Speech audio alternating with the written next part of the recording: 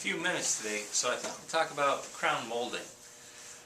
I really like crown. It really puts that little finishing touch on a room.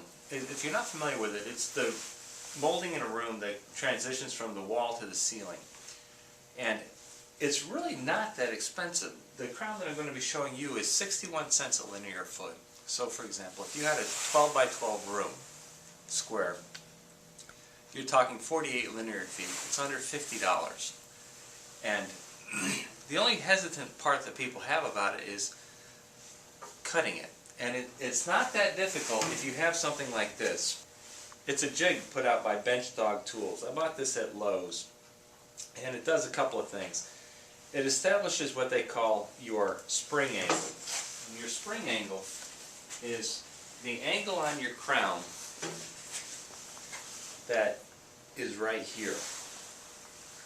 That's called your spring angle. Okay? The other thing that you need to know is what is up and what is down on crown. It doesn't matter in your house. If you like it upside down, or do it any way that you like, but traditionally, the widest section, that's the part that goes up toward the ceiling. And the small profile, that's what goes down toward the floor. So this would fit like this. Okay? But to cut it, using a jig like this is super easy. You can do it without it, but this just makes it easy, especially with the pictures they have. Say we're cutting an outside corner. Okay? Well, you would look at the picture and it would say, you know, for example, we're going to cut the right side. So you would put it upside down in the jig. You would adjust this to determine your spring angle, and that just means get it so that it's flat on the wall and the floor here, the base, like so. Bring that little guide in, and that'll keep everything where it should be. Okay? And then just simply place it. What it's telling me is to slide this thing 45 degrees over here and place my jig on this side. So let's give it a go.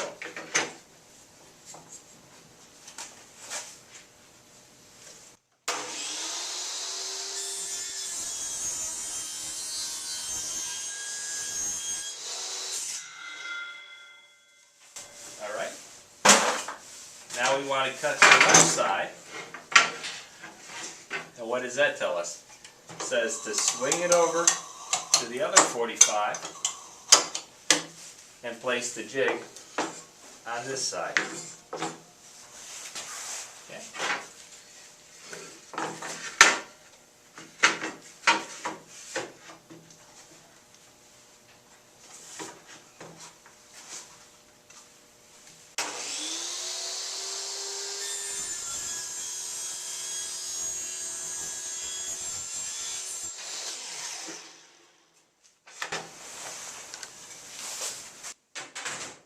Let's see how we did.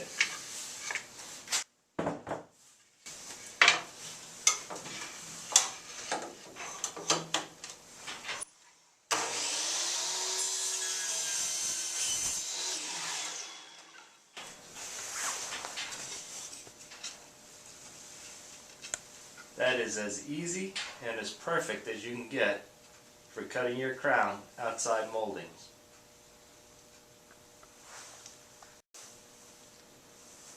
Now using our jig, let's see how easy it is to cut inside corner crown. Okay, they tell us turn the angle of our saw at 45 degrees and put our jig on the same side as the cut.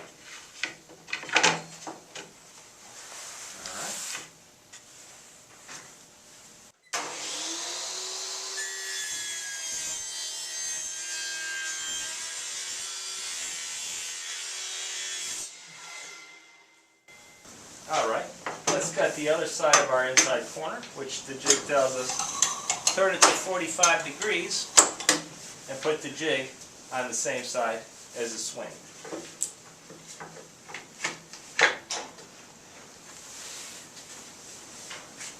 Let's see what we got.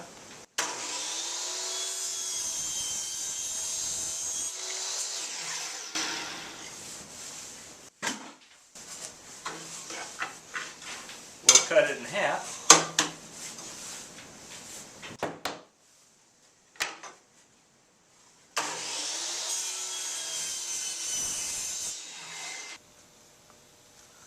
And that is as easy as it is to cut your inside corner. Here I'm going to show you how to measure between two walls accurately.